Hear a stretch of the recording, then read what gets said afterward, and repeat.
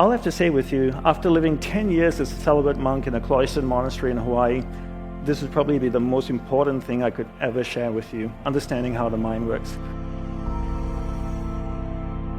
All day we allow people and things around us to dictate where our awareness goes in our mind. And because they dictate where our awareness goes, that's where our energy flows as well. And where our energy flows is what manifests in our life. So really the goal in life is not really to control your mind, but rather to control where your awareness is going within your mind. So life is a manifestation of where you direct your energy. It truly is. If I took a watering can and I watered a garden bed, would the weeds grow or the flowers grow? Both, right? Water has no ability to discriminate between the weeds and the flowers. Whatever I water starts to grow. Energy is the same way as well. If I took energy and I invested it into something negative, it will grow and become more negative. If I took energy, invested it into something positive, it will grow and become more positive. Energy has no ability to discriminate between what's positive and what's negative. Whatever you invest energy into starts to grow and manifest in your life. Right now, you are the sum total of where you've been investing your energy throughout your entire life. So the goal really in life is to figure out what it is you want, right? What's your purpose in life, who and what's important in your life, and be able to direct energy towards that so that you can manifest that in your life. So where do we begin with this? We begin by understanding how the mind works. From a monk's perspective of understanding the monk and experience of a monk's perspective of understanding the mind, and experience of the mind, and my perspective and my experience of the mind, there are two things we need to understand: awareness and the mind. Let's define what they are. Let's define awareness as a glowing ball of light. So imagine an orb, a glowing ball of light that can float around. Let's call that awareness and put that aside. Now let's define the mind. Let's define the mind as a vast space with many different areas within it. One area of the mind is angry, hatred, jealousy, joy, happiness, sex, food, art, science, technology, a whole bunch of different things, right? Your awareness, that ball of light, can actually move to any area of the mind you want it to go to. So if your awareness, this glowing ball of light, goes to the happy area of the mind, it lights up that particular area of the mind. You become conscious of being happy. Are you happy? No, you're in an area of the mind called happiness. If this ball of light goes to the angry area of the mind, it lights up that particular area of the mind. Are you angry? No, you're in an area of the mind called anger.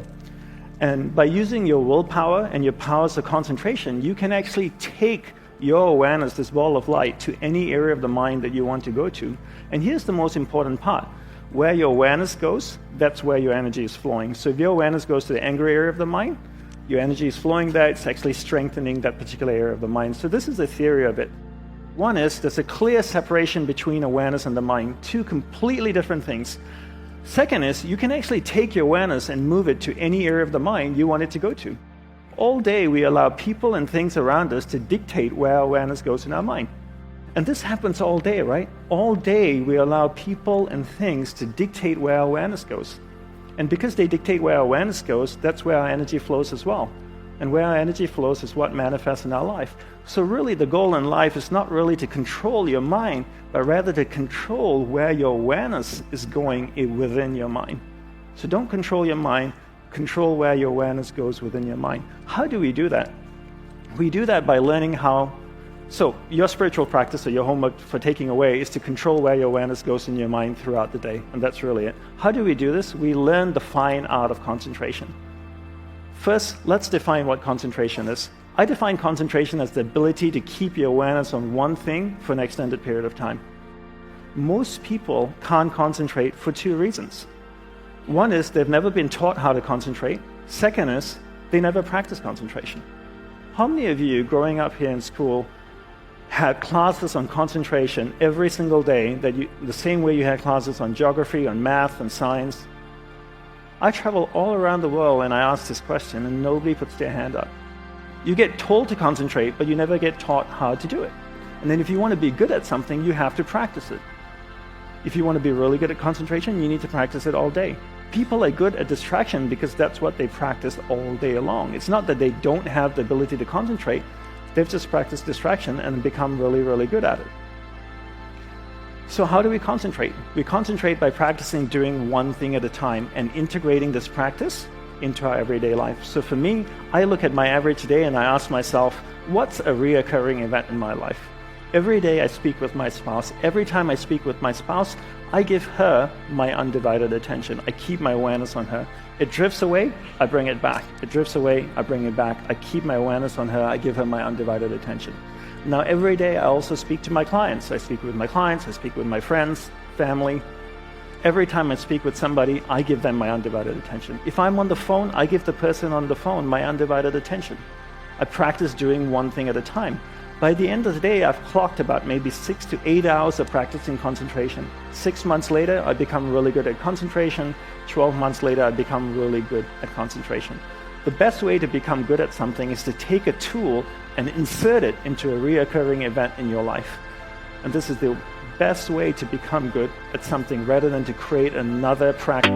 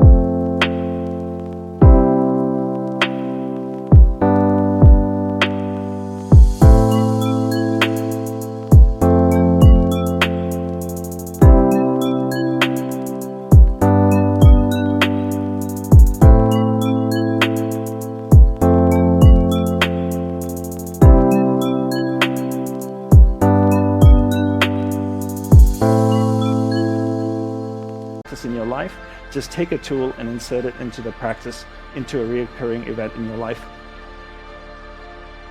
The other thing we need to learn to develop is our willpower, right? Everybody is born with various levels of willpower, but one thing we never get taught to do is to actually develop willpower. And willpower is like a muscle. I call it a mental biceps. If I could draw biceps around my mind, that would be my willpower. There are 3 ways to develop willpower. 1, finish what you begin. 2, finish it well beyond your expectations. 3, do a little bit more than you think you're able to do. All of these 3 ways require effort, and that effort is willpower, right? So how do I develop willpower? I take these 3 methods and I apply it to things that reoccur in my life. What's something that reoccurs in my life every day? Every day I sleep. What a great opportunity to develop willpower. Before I go to sleep, I floss, I brush my teeth, put on my pajamas, I go to sleep. When I wake up in the morning, I finish the process of sleep. How do I finish the process of sleep? I make the bed every day. So every day I wake up in the morning, I make the bed. What's something else that I do every day? Every day I have breakfast. If I have time to make breakfast, I have time to eat breakfast, then I have time to do the breakfast dish and put it away, right? So I finish the process that I begin.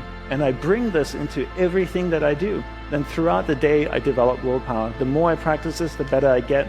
Now I have tremendous amount of willpower. After 6 months, I've developed a lot of willpower. Every time my awareness drifts away, I use that mental muscle, that willpower, to bring my awareness back.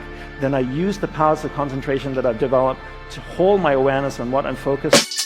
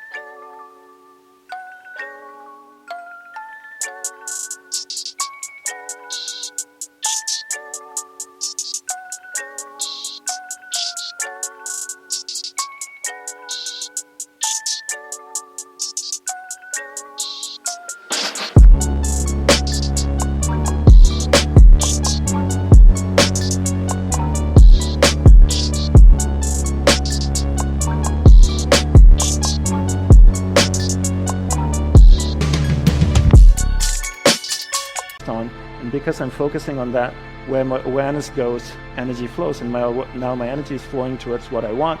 That starts to manifest in my life. That's why it's so important, firstly, to understand there's a separation between awareness and the mind, two completely different things. You control where your awareness goes, you control where your energy is flowing, and you control what's manifesting in your life. And you use your powers of concentration, and